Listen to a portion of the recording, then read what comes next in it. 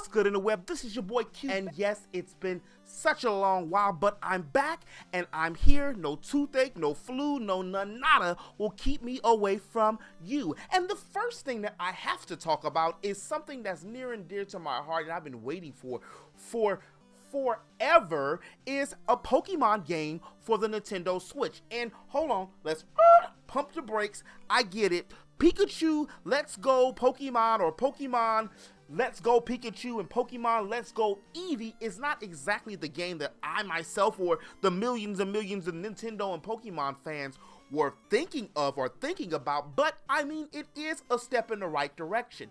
The first and foremost thing that I like about it is we finally get a chance to see all of these old patents and different AR type of functionality that we've seen not only on Pokemon Go, but we've seen, like I said, in the patents. Look, you have a Pokeball, now you're able to toss it. The rumble mechanics inside of the Pokemon ball, which you have to buy separately, but they're gonna make money by buying it separately, is going to shake and rumble, and is even speculated and said to have many functions and aspects that are going to be like that of Pokemon Go. Well, the theory I've had since the Nintendo Switch and Pokemon Go launched was being able to go home and do the traditional Pokemon game, as well as being able to go out into the real world and fight and catch and capture all those Pokemons. I don't really understand why the whole world is upset about this, because this is taking a lot of backlash, because it's not the traditional Pokemon game that we want, and it's not going to be Pokemon Stadium, which surprisingly a lot of people wanted, and I didn't think they wanted Pokemon Stadium anymore. I just thought people wanted a live action Pokemon game. But the game drops later this year. I think it's November 16th, something around that date. But right around the holiday time and right around Pokemon time. So it's going to sell a lot, and I'm going to pick it up. And I know even a lot of skeptics are going to pick it up. And if Nintendo Switch has shown me anything with these last couple of years, almost going on 2 years that it's been out, is don't doubt it till you try it. And in some comic book news, if you already haven't heard, well, Marvel is planning to make Captain Marvel, or Miss Marvel, a Muslim-based heroine. And I think that this is a step in the right direction, especially depending on the world and society as today. The more diversity, the better. It's actually proven the more diverse situations and areas breed smarter people. But that's a subject for another day.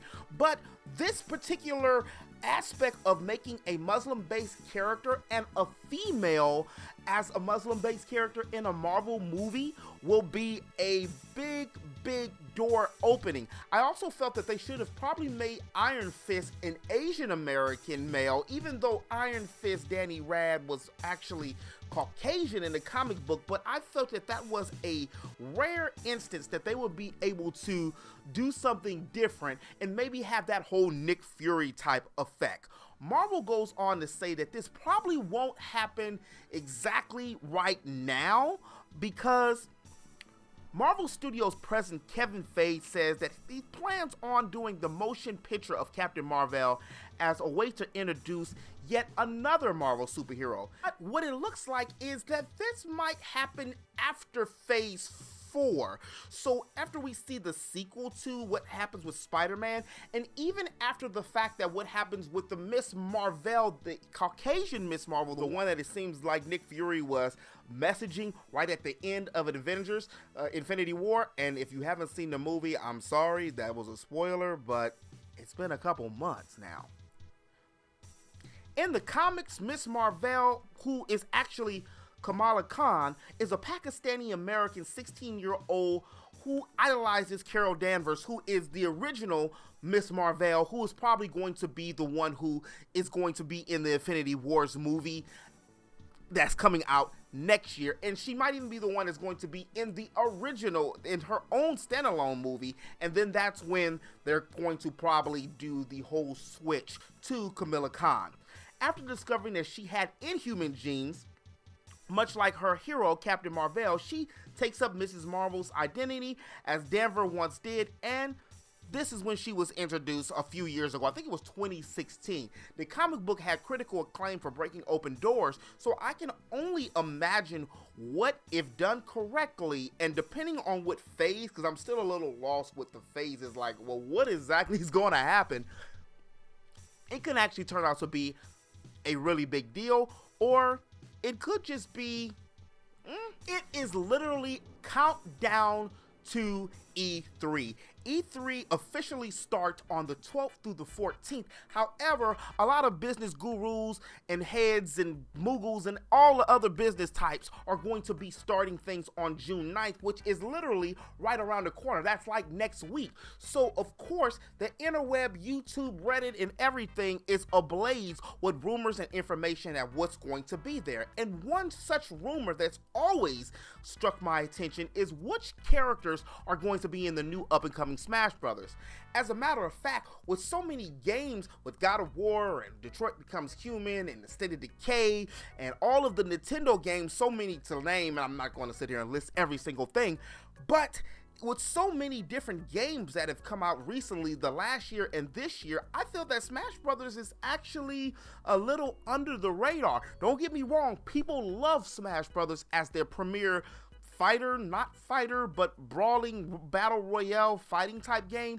And one of the rumors that's coming out is that Ridley is going to be one of the characters that are going to be on the new up-and-coming Super Smash Bros. For the Nintendo Switch. It's still not specified whether the Nintendo Switch version is going to be a port of the Wii U version and just have every character, which is also a rumor, or if it's going to be a whole entirely new game, but just based off of that engine that was on Wii U, which really wasn't bad. Another character that's going to be making a return, or so the rumor mill says, is going to be the Ice Climbers, as well as some of the Donkey Kong characters, which I would love to see Dixie finally in this game. Can we get more female representation in video games? Like, I mean, she's a monkey, you know, but Dixie was cool. I used Dixie a little more than I used Diddy on the Donkey Kong Country 2, what was it, Diddy Kong Conquest? I think that was it, called Diddy Kong's Conquest. Also, other people I would love to see, if you know me, you know where I'm going, Geno from Super Mario RPG. And now that Nintendo is kind of cozying up with Square, and we think that Square might drop something or some news about the Pocket Final Fantasy 15 for the Nintendo Switch, and they had Cloud Strife on the system last generation with the last Smash Brothers, we may get some other form of characters that they had collaboration with, and one such one is one of my favorites, Geno. Along with that, we're set to get Wolf, and we're set to have all the costumes and alternate costumes from every single Smash Brother, and even have the connectivity where you'll be able to use multiple controllers for, you know, your favorite thing. And I know the most popular controller of all time for Smash Brothers was the GameCube controller, which was for the GameCube. And you know what? I think I would play with the Pro Controller right now, personally. But then again, if they ever make some kind of functionality with it, I would have to try each one to see. This E3 is going to be a huge year, not only for Nintendo, but not only for PlayStation, but it's going to be also a huge year to see exactly what Microsoft is going to do, since they might have pushed back Crackdown 3. Back in the day, Star Ocean was the series which competed very heavily with Final Fantasy and the Tales series, which Tales of Destiny and Eternia and Fantasia and Symphonia are still going on, as well as Final Fantasy, even though Final Fantasy has lost a little of its luster. But when Enix and Square consolidated and merged right after the end of, what was that, 2001, between 2001 and 2003, right around that time is when it seems like not only Final Fantasy, but the Star Ocean series in itself lost a little bit of its luster. And since Star Ocean 3 till the end of time, some of the story plots, while having potential, have been overshadowed by a lot of other games. One being Monolith Soft's Xenosaga, or Xenoblade, and Xenoblade Chronicles 2 and Xenoblade Chronicles X, which is very similar, but took a different route and kind of made Star Ocean a little forgettable. Star Ocean 6 was supposed to be a title that we were going to get this year, or if at the bare minimum, a playable demo or find out some kind of information with it. But it looks like the game is, well, going to be pushed back, and the creator, well, he says that we need to just hold on a little longer. During a Star Ocean program live stream at an event of Square Enix, producer, I'm gonna kill his name here, Sukaguchi Kobayashi addressed the demand for the new Star Ocean 6 entry. He says, "I understand, and trust me, I know what else everyone would like to hear. But speaking frankly, it's not that simple to make. If it could be made by Triace, then surely it would be possible. But that's not the case, is it? I'm saying please, just wait a little longer. Won't you please wait a little longer?" He also continues to say, "Please, keep the faith in us. I'll also do my best.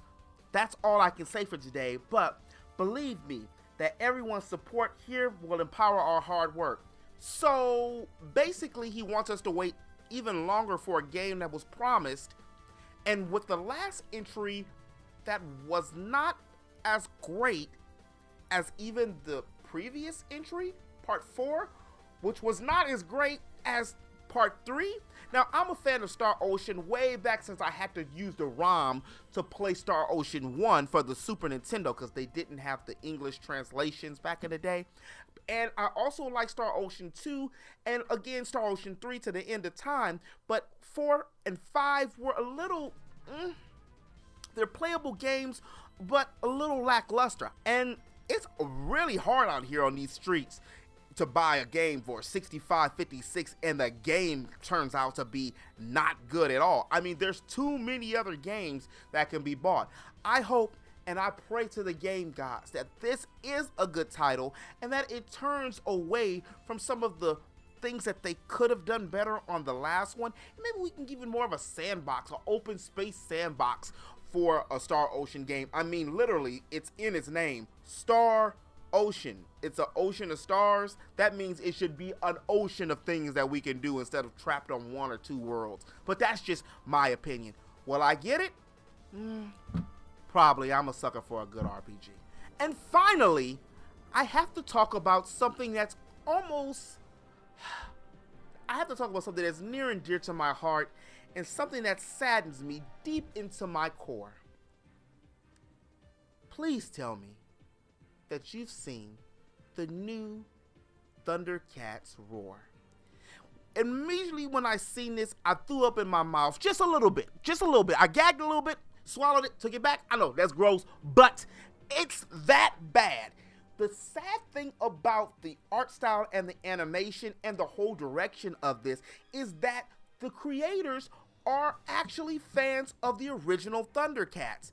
And what's even more sad about this whole situation is the fact that it's no doubt in my mind that with the new art style and with the new generation of cartoons, that this Thundercats is going to be more popular than the Thundercats that came out on Cartoon Network, what 5 years or so back, and even more popular than the 80s Thundercats. And that's because it's faster to make. They're probably just gonna drop like 15-minute episodes, much like Steven Universe and how they did Teen Titans. Now, personally, I like Steven Universe.